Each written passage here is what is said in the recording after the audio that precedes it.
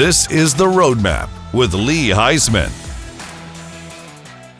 Hello, everyone, and welcome to The Roadmap exclusively here on ASBN.com. I'm Lee Heisman, and every week we bring you some of the brightest entrepreneurs, CEOs, and business owners who are climbing the ladder, scaling their businesses, and thinking one day how to exit stage left. Today we have a very special guest, my goodness, all the way in from Los Angeles, Sasha Strauss. Thank you so much for joining us. Glad to be CEO and founder of the Innovation Protocol. Talk about that. Talk about what you do there. You know, the concept of branding is so obscure to most business owners out there, understanding what they're doing, but this is your expertise. Yeah, it is obscure, but once you know it, you've got it in you. So it's one of those things that it's worth the investment to think about. But as stated, branding is this strategic decision. How do I want my audiences to see me, know me, trust me, refer to me? And you can let that happen haphazardly, accidentally, organically, or you can think about it. You could be intentional about it, and that intentionality creates business strength, employee engagement, customer advocacy. It's that process that is called branding. Well, you've been doing this now. You founded this 20 years ago. You've been doing this for over 2 decades now, is that correct? You're making me feel my gray hair, but yeah, running in IP 20 years, but in the business 30 maybe. What prompted you to go from being in the business to then opening your own firm? Wow, I don't recommend opening an agency to anybody. But basically, I was getting in trouble at the agency I was working for. Explain that if you don't mind. My life of getting in trouble. Well, basically, I was doing a lot of nonprofit work. I was using my professional daytime skill, evenings and weekends, doing the same professional branding work I was getting paid for during the day for commercial brands like Adobe, Yahoo, Microsoft. I was doing that side hustle at night and on the weekends for nonprofits. So why? Why would you do that? Why would I do it side hustle, or Yeah. why do nonprofit work? All of the above. Well, you have to. I really firmly believe that the best philanthropy you can do is to take what you are professionally best at and do that for nonprofits. It does, even M&A, it doesn't matter, whatever your magic is, there are nonprofits going through this, that, and they need counsel. They need specialty counsel. And so my ask of everyone, doesn't matter who you are, how many years you've done your work, whatever you're getting paid for during the day, that should be what you give away to nonprofits. And I got in trouble for doing that. You got in trouble from your current work. Well, multiple employers got me in trouble. I was penalized for using my professional skill. You know, in consulting, you often work 80-hour weeks. So if Sasha was working 79-hour weeks, but didn't have that final billable hour, they were like, why didn't you bill that hour? And I was like, oh, I was at the board meeting for the nonprofit, you know? Exactly. So eventually I got in trouble so much that I had kind of like a punk rage where I was like, well, you know what?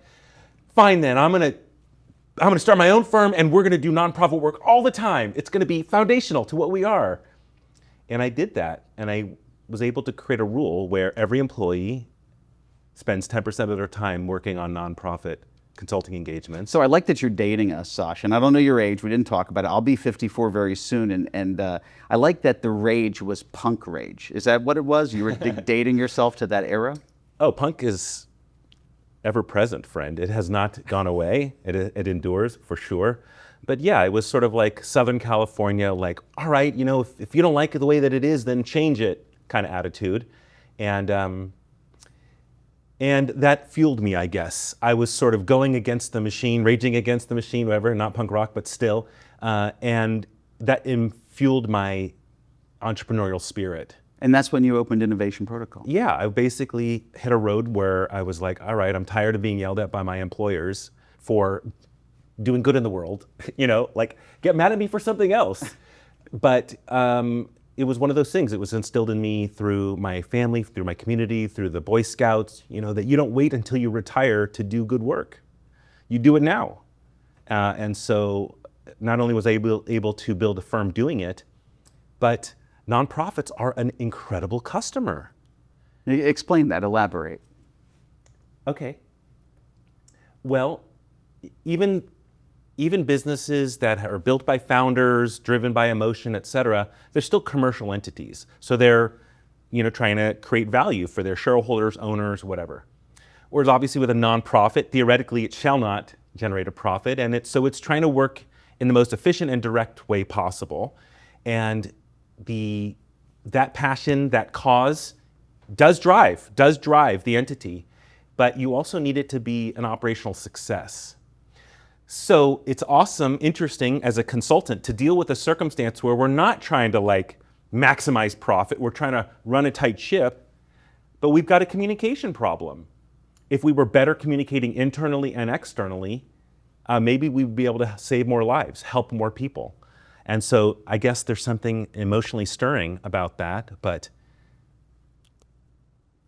getting to help these organizations affect more lives reminds you why you do what you do. So I'm going to echo that. You're exactly right. As you know, I'm in the M&A space, and we're very fortunate to have a lot of successes with exiting a lot of business owners for a lot of money. And I find myself falling madly in love with the very small clients that we usually turn away, that we can't put on the road to an exit. Yeah. But I tend to put energy and effort into those clients a little bit more, although I shouldn't even take them on, because there's something, and I'm not saying those are nonprofits, they are profitable, but they wouldn't have a path if I didn't utilize the skill of our firm to help them as well. Yeah. So you're 100% right on that. And maybe now's not the time here, the interview switches, but there are a lot of duplicative nonprofits, lots of overlap, seeking the same grant funding, et cetera. And I really believe that bringing some of them together is in the best interest of their constituents. I don't know whether that would create revenue for your firm, but setting a goal of helping one nonprofit merge a year, I think would be incredible for your developing talent. It also is a great story. This is one of the reasons why nonprofit work has been so good for my firm, is that I was pitching Google one year, and all of the other agencies that were pitching against us were they're in the pitch, they're like, well, let me show you what we're recommending for you, Google. Let me show you how we did it for Facebook, right? Peer analysis. And we came in and we're like, hey, Google, just want you to know the problem you've got, nonprofits have it too. In fact, here's a case study of a nonprofit with 100 products like you have, Google, where there was confusion in the market. And look how they simplified. Look how they changed the way that they communicate to make it easy for you to figure out what you want to donate to. Well, we got the work. Because of that was a different approach Exactly. than anybody else. Nonprofit work is seen differently. People are open-hearted to it. So what is the difference? I mean, you've had the fortune of working with the Google, with Disney, with with PayPal, Nestle. Yeah. Working with these large organizations, did you pick them up day one? Did it take many, many years to get in front of them? And then how is it different than working with other organizations? Long, hard road to acquire clients like that. So there was no trick, there was no friend. There was just doing good work, teaching good work, training up good staff, and earning the permission to be at the meeting. I know, you wish that there was some parachute you could use, but no, it was like doing good nonprofit work, meeting the board of directors of the nonprofit, who are often community leaders, business leaders, them, speaking about your good work and referring you. So that's how we ended up getting those opportunities. So reputation, it seems like you built a lot of your success on reputation. Well, branding is the intentional building and maintenance of an identity. So I was let me jump into that. You said a key word. Getting the appointments, building, but you just said something that was integral here, was maintenance. So sure, you get in front of Disney, Nestle, PayPal, Google, you potentially win those opportunities. But now talk about working with firms like that and maintaining the relationship. Yeah, you asked me a relative question about that, and I didn't touch on it, which is that even though we as citizens, we see these massive institutions, right? You say them and you have to think about the billions that they're worth. It's like, what? I want all the entrepreneurs and small and medium business owners out there to know that, wow, there is not something at the top of those organizations that is, like a wizard, a magical mind, someone who knows things that you don't know.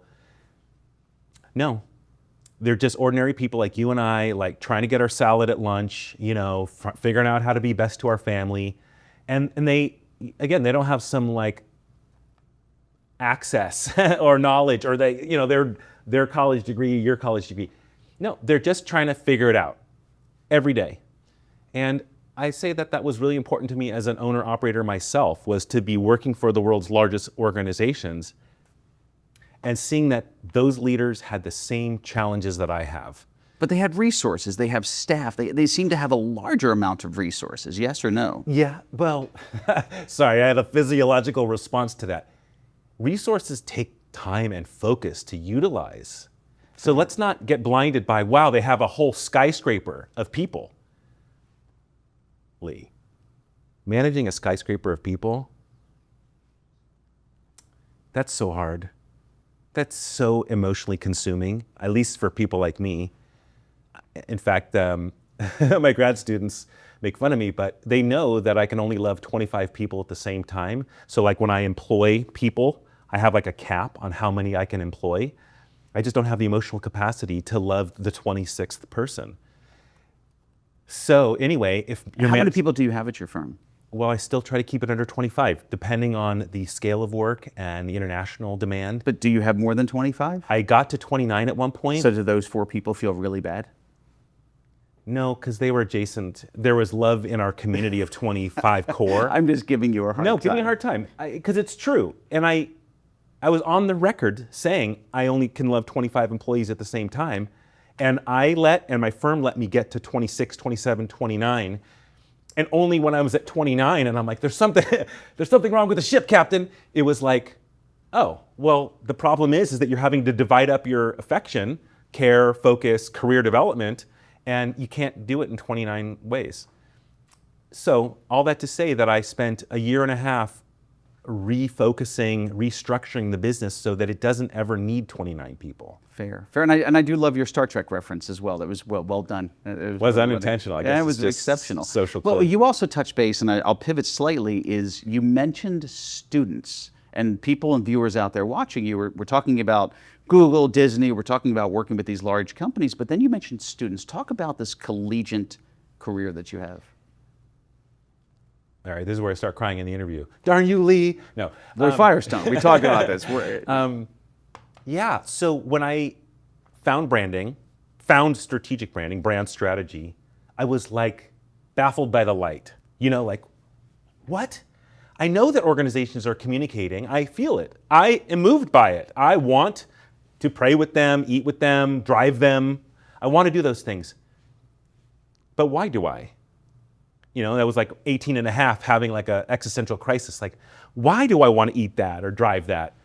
And I found through research this architecture, this concept of strategic branding, this intentional definition of who you are and why you matter, and communication of it, and realized that I was being manipulated. And I had I had to have a moment where I was like, there was a period of, I remember it vividly in college, where I was like, is this making you so angry that, you want to like extract yourself from society? Or is there something really holy about this, where if people are looking for a car or people are looking to donate to a nonprofit, those that are more intentionally communicated deserve that audience's attention? And so once I saw that light and got excited about doing that, then I was like full bore. I now understand how important branding is. Everyone deserves to know. And so I swear this is what happened. I started calling up like high school clubs, church groups,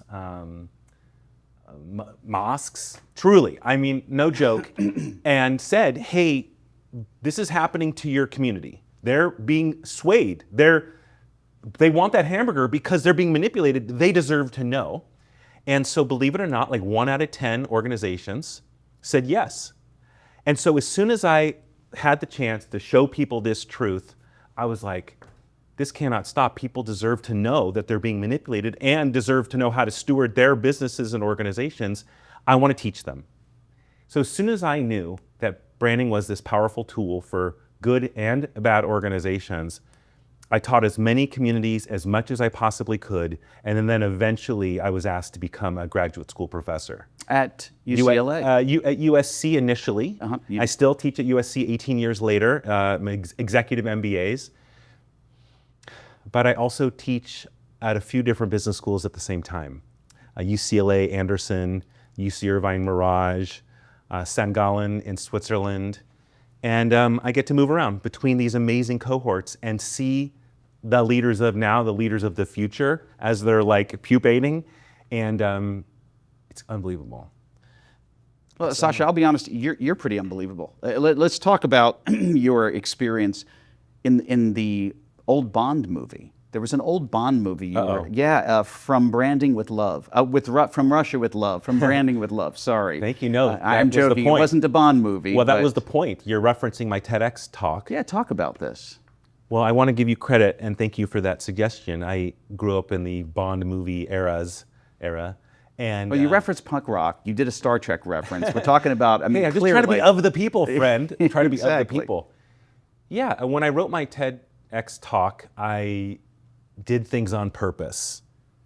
Again, I'm a brander, so I didn't just like get on stage. I watched countless TED Talks, tried to extrapolate like, what incited curiosity, what was distracting, whatever. And one of the things I noticed were that obscure titles people didn't connect with.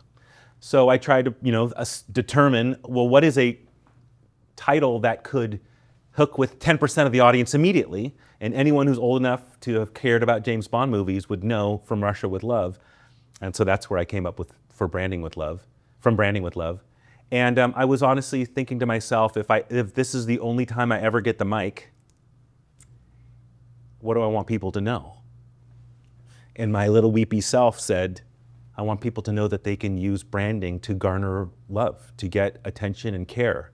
And that's okay, that there's nothing wrong with it. It's what great leaders do.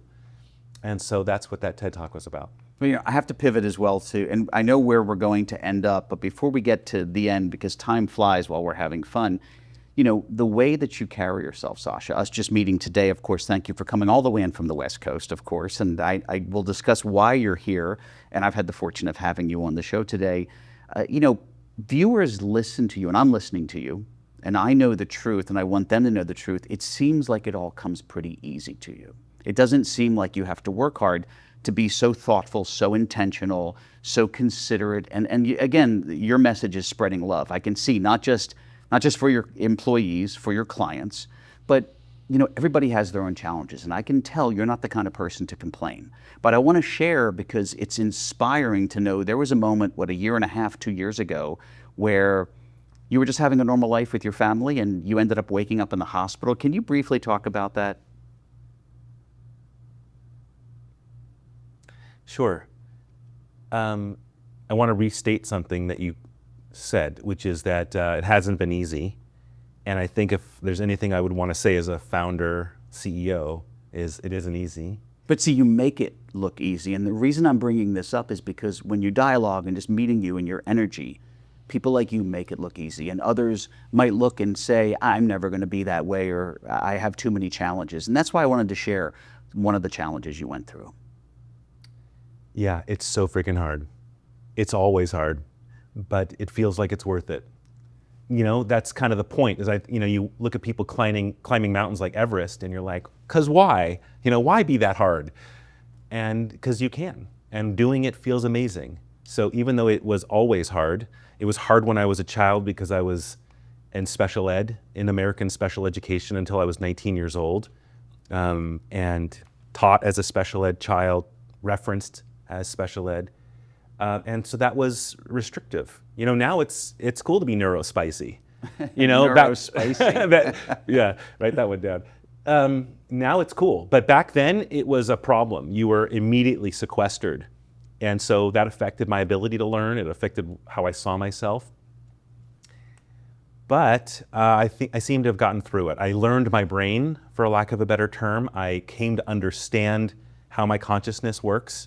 Little tricks, like I learned while studying for finals, like in college, that if I just took one book to the library and tried to study it for 3 hours, no retention, no recall.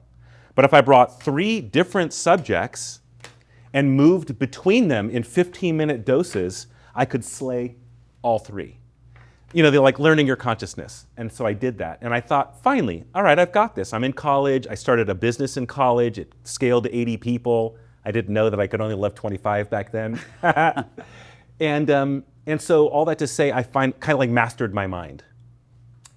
And then a year and a half ago, like you were referencing, I woke up in the hospital, not knowing why I was there, to the news that I had 9 major seizures because I have had a brain tumor. A brain tumor that had gotten so big that my brain finally like sent out a signal to my body and said there's a problem. Had no idea. Was like living life, traveling weekly for business, being with our babies, living our family life. And so waking up in that hospital was shocking on a level that I cannot describe. It's like, you read books about this stuff, watch movies about this stuff. But the doctors said, you're lucky that you were 4 blocks from this hospital. You're lucky you weren't on one of your international flights or driving. And so in the hospital, they asked me, is it okay if we don't let you leave? We cut out this big part of your brain and see how it goes. And see how it goes. Yeah, that was probably the hardest piece of information. And here, a year and a half later, still the hardest piece of information is, how's it going? Like, is it work? Can I put the pen cap on, or do I remember my social security number? Like, all the things. Think about that. Like, all the things. If someone told you, I'm going to delete 1/8 of your brain. I would say, can I pick the parts that I allow you to delete? Oh. That would be. I did say, can I have what you cut out? Can I like have the thing? And they said, no, it's like a health violation or something silly like that. Makes sense. But the minute they said, we're going to cut it out, the minute I woke up after the surgery, and every minute since, I've asked myself, what is different? And the answer? We're going to cry again, Lee. I don't know. I'm hungrier. I mean, this might be interesting. For the 20 years prior to my brain tumor, I was a flexitarian vegetarian. I know that you're an expert health person, but I'm not. And my way of navigating global travel and not insulting cultures was to be a vegetarian. And then when I was in control of my own self, like on an airplane, vegan. But when I woke up from brain surgery, and they're like, all right, Sasha, welcome back. We're going to order food for you for dinner tonight. What would you like? And I Scouts Honor swear that I said, steak and a Coca-Cola with ice, please. Interesting. Isn't that so crazy that Very funny. That's what happened? And I let myself do it, So that's something that's different. Another thing that's different is that my body was damaged by the seizures. And so I'm physically impacted. I can't walk or run like I used to. Things changed. And so I'm trying to know that. I'm trying to find that truth and work on it. But it's scary to not know. And so. Yeah, but you know what? We don't know what's going to happen 10 minutes from now. So welcome to the club of not knowing everything, Sasha. You say that, but that's what my doctor, I'm like, after the surgery, like sit across the doctor, and I'm like, tell me everything. And he said, welcome to not knowing anything. There you go. And I'm going to say also, in my old age of 54, welcome to the club of life changing and me not running the way I used to and working out the way I used to. So, I'm thankful that you're here with us today, and I'm thankful that you're here not just for me, but for all the people that you've helped. How do people get in touch with you if they want to reach out for so many reasons? Okay. Well, if you want to learn about my speaking, sashastrauss.com is the best place to go. If you want to learn about brand consulting and my business, Innovation Protocol, innovationprotocol.com is the best place to go. And if you just want to be business collaborators, follow, learn from one another, LinkedIn is the best place. No, they're all the second best places because I have a front row seat to the best place right now, wow. being with you today. So I can't thank you enough. Sasha Strauss, my gosh, CEO and founder, Innovation Protocol. Sasha, thank you for coming in. I'm looking forward to our afternoon together, and I know a ton of people are going to reach out to you. Ladies and gentlemen, thank you so much for joining this journey today with us. This has been amazing for me. I hope the show was as insightful for you. We hope to see you again in another show of The Roadmap next week. Thanks for watching The Roadmap with Lee Heisman.